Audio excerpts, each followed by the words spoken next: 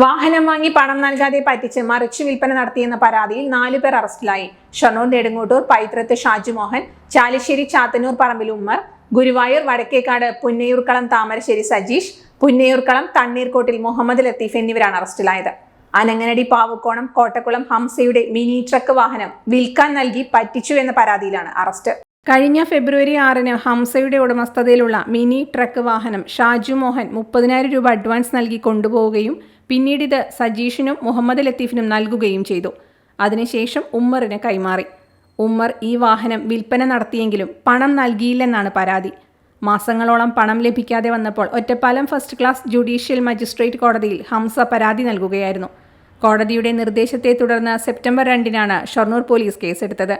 സംഭവത്തിൽ വാഹനം വിൽപ്പന നടത്തിയെന്ന് ബോധ്യപ്പെട്ടെങ്കിലും കണ്ടെത്താനായിട്ടില്ല. Shoranur medical trust Shoranur.